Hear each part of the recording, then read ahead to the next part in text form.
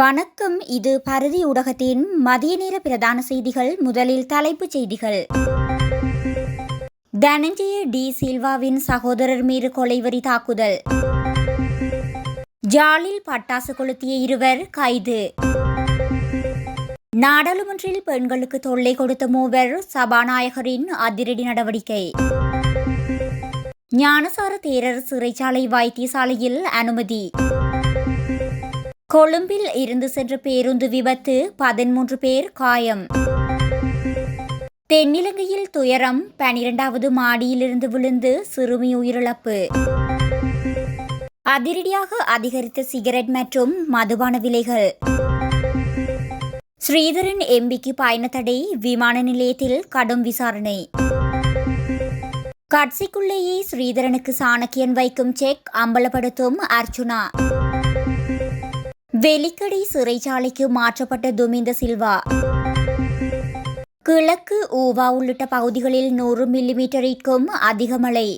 இனி தொடர்வன விரிவான செய்திகள்.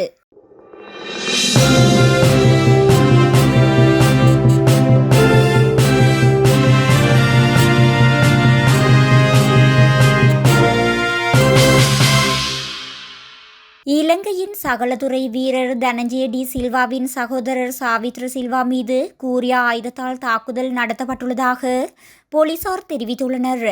குறித்த தாக்குதல் நேற்றிரவு கல்கிசை பகுதியில் வைத்து நடத்தப்பட்டுள்ளதாக தெரிவிக்கப்பட்டுள்ளது.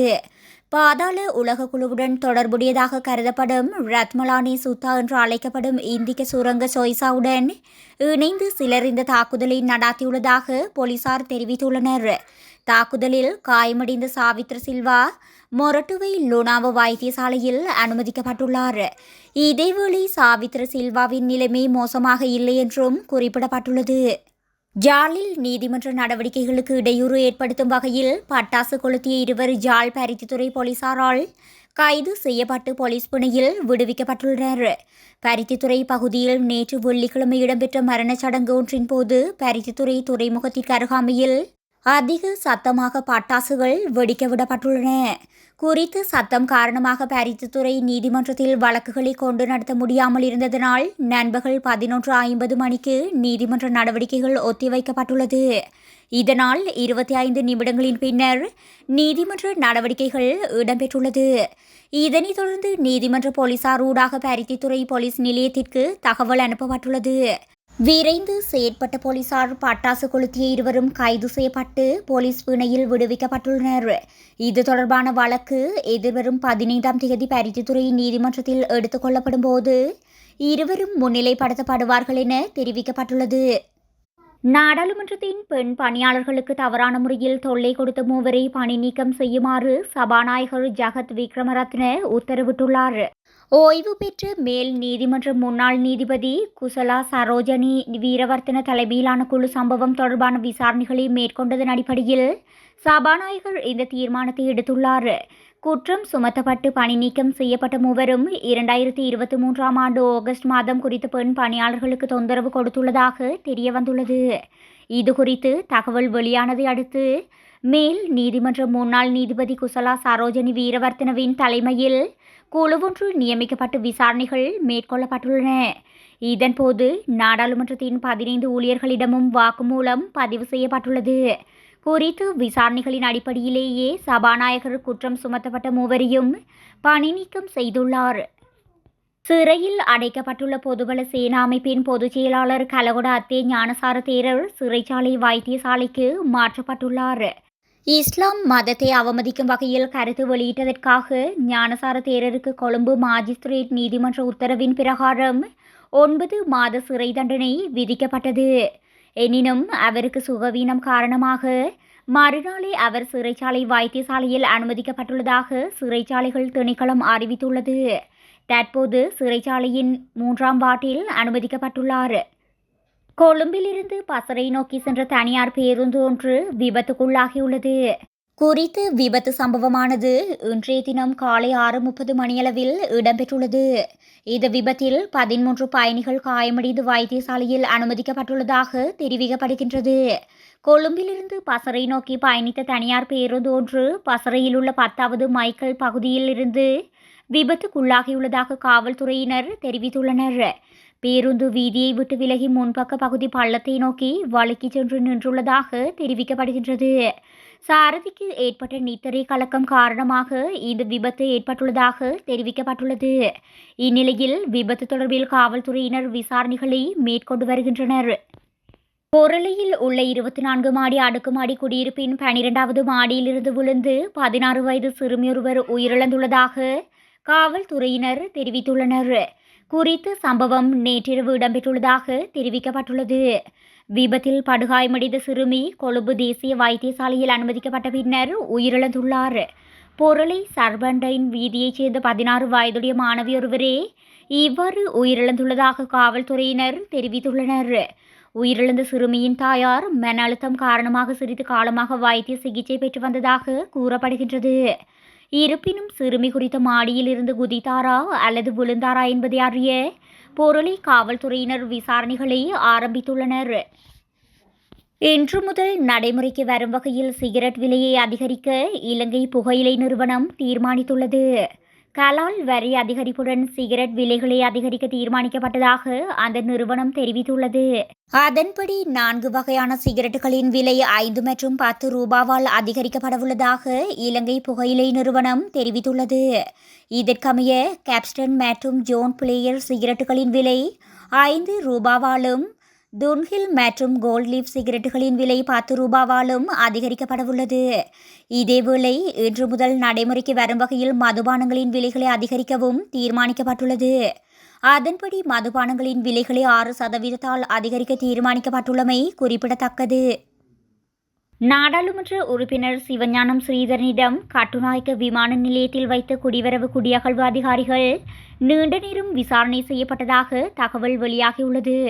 நேற்றைய தினம் மாலை 6:30 மணியளவில் இந்திய பயணத்துக்காக கட்டுநாயக்க விமான நிலையத்திற்கு சென்றபோதே நாடாளுமன்ற உறுப்பினர் ஸ்ரீதரன் இவ்வாறு விசாரணைக்கு உட்படுத்தப்பட்டுள்ளார்.